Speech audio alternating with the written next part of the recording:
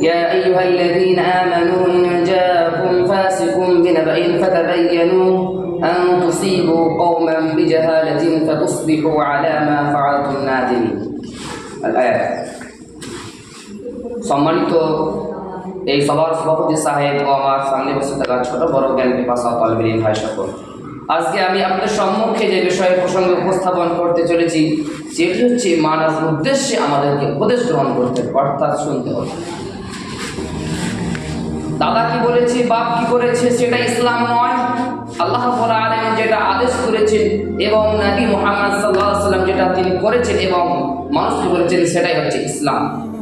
জাহান্নাম আছে, খোলা জান্নাত আছে। তারা যদি জান্নাত যেতে যাও, এই পৃথিবীর মানুষ মসজিদে মুয়াজ্জিন আজান দিলে নামাজের উদ্দেশ্যে বেরিয়ে যাও। প্রতিটা মুসলিম নরনারী উভয়কে আমাদেরকে খাস করে পবিত্র কোরআন ও সহিহ হাদিস জানা এবং তদ অনুযায়ী আমল করা একান্ত জরুরি কর্তব্য। প্রতিটা মুসলমান কি জানতে হবে ইসলাম সম্পর্কে। আল্লাহ রাব্বুল আলামিন তিনি মুমিনদের সম্পর্কে বলছেন, ওয়াকালু সামি'না ওয়া আতা'না। মুমিন তারা যারা বলে আমরা শুনেছি ও আমরা পালন করেছি বা আমরা আমাদের কর্মে আমরা ওই ইবাদতটি আমরা পরিচালিত করেছি। আল্লাহ রাব্বুল আলামিন তিনি আরেকটা বলছেন, ইয়া আইয়ুহাল্লাযীনা আমানু ইন জাআকুম ফাসিকুম বিনাবাইন ফাতাবায়ানু আন তুসিবু কওমান বিজাহালাতিন ফাতুসবিহু আলা মা ফাআলতুম নাদিমিন। হে বিশ্বাসী স্থাপনকারীগণ, তোমরা শোনো, তোমাদের মাঝে যদি কোনো ফাসিক ব্যক্তি যদি কোনো বিষয়ে আলোচনা উপস্থাপন করে তাহলে তোমরা তার বিষয়টি পরীক্ষা নিরীক্ষা করে পদক্ষেপ গ্রহণ করো, তদন্ত করো এবং তোমাদের প্রতিকর্মের জন্য তোমরা অনুতপ্ত হও, আল্লাহ রাব্বুল আলামিনের কাছে অনুগত হও।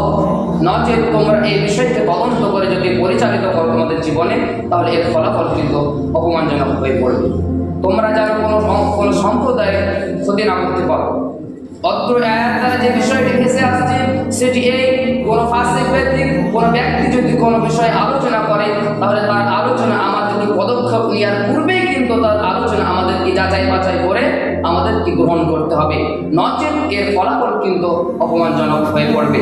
ব্রাদার ইসলাম একজন তাফসীরকারীওয়ালা, তিনি এই আয়াতের আরেকটি তাফসীর করে বলছেন, কোনো ফাসিক ব্যক্তি, কোনো মিথ্যাবাদী ব্যক্তি, কোনো পাপাচারী ব্যক্তি যদি কোনো বিষয়ে সুসংবাদ দেয়, সংবাদ প্রদান করে তোমাদের সামনে, তাহলে তোমরা তার সংবাদটি গ্রহণ করা জায়েজ নয় যতক্ষণ পর্যন্ত তার সংবাদটি যাচাই বাছাই করে তদন্ত করে সত্যতা পাওয়া যায়।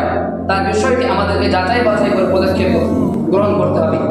কিন্তু আজ এই দুর্ভাগ্যের বিষয়ে বহু বক্তাগণ তারা কোরআন ও হাদিস সম্পূর্ণভাবে যাচাই বাছাই করে মানুষের সামনে রেফারেন্স সহকারে বলছে না। এর জন্য সাধারণ মানুষ মায়াজালে পড়ে আজ বিভ্রান্ত এক দলে এক একজন লিপ্ত হয়ে যাচ্ছে। আমাদের উচিত হবে তাদের বক্তব্য শোনা এবং তাদের বক্তব্যকে যাচাই বাছাই করে আমাদেরকে পালন করা। আবু হুরায়রা রাদিয়াল্লাহু আনহু তিনি বলেন, রাসূল সাল্লাল্লাহু আলাইহি ওয়াসাল্লাম তিনি বলেছেন, শেষ জামানায় এমন এক মিথ্যাবাদী জালেম নামক আলেম এমন ব্যক্তি আসবে যারা মানুষকে এমন মিথ্যাচার, মিথ্যা অন্যান্য বিভিন্ন যেগুলো হাদিসের মধ্যে পাওয়া যায় ওই সমস্ত বিষয় কিসসা কাহিনী দিয়ে মানুষকে বিভ্রান্ত মায়াজালে ফাঁসাবে, দাজ্জালের আবির্ভাব ঘটবে, যারা তোমাদের সামনে এমন বিষয় উপস্থাপন করবে যা তোমরা না শুনেছ না তোমাদের বাপ দাদা শুনেছি।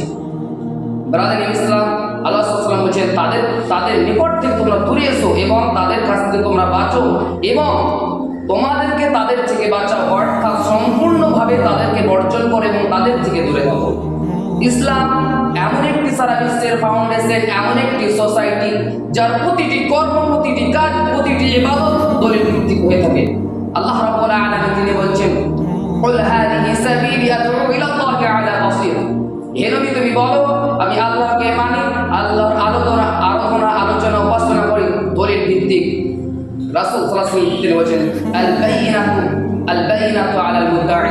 যে কোনো বিষয়ে, যে কোনো মুহূর্তে, যে কোনো অবস্থায় দাবিদারদেরকে দলিল পেশ করতে হবে। রাসূল সাল্লাল্লাহু আলাইহি ওয়াসাল্লাম তিনি আরেক জায়গায় বলছেন, মান ইদ্দাআ মা লাইসা লাহু ফালাইসা মিন্না ওয়াল ইয়াতাবাওয়া মাকআদাহু মিনান নার। কোন ব্যক্তি কোনো জিনিস দাবি করছে অথচ তার অবগতিতে সেই জিনিসটি নেই, রাসূল সাল্লাল্লাহু আলাইহি ওয়াসাল্লাম বলেছেন তিনি সেই ব্যক্তি কিন্তু আমার শরীয়তে অন্তর্ভুক্ত নয়, সে তার পরকালের বাসস্থান সে জাহান্নামে করে নেয়। আল্লাহ রাব্বুল আলামিন তিনি বলছেন ফাসআলু আহলা যিকরি ইন কুনতুম লা তা'লামুন। হে পৃথিবীর মানুষ, তোমরা শোনো, যে বিষয়ে তোমাদের ধারণা নেই, জ্ঞান নেই, ইলম নেই, সে বিষয়ে তোমরা আলেম সম্প্রদায়ের নিকট থেকে জেনে নাও। ফাসআলু আহলা যিকরি ইন কুনতুম লা তা'লামুন বিল বাইয়িনাতি ওয়াস সুবুর, স্পষ্ট দলিল সহকারে। সম্মানিত শ্রোতা মণ্ডলী, আমাদেরকে প্রতিটা ইসলামের বাণী আমাদেরকে রেফারেন্স সহকারে শুনতে হবে। এই বলে আমার কথা শেষ করছি। আমাদের ইল্লা বিল্লাহ, পরিশেষে আল্লাহ রাব্বুল আলামিন এই কামনা করি, হে আল্লাহ এই সমস্ত বিষয় তুমি আমাদেরকে সজাগ ও তৌফিক দান করো। আমিন। আসসালামু আলাইকুম ওয়া রাহমাতুল্লাহি ওয়া বারাকাতুহু।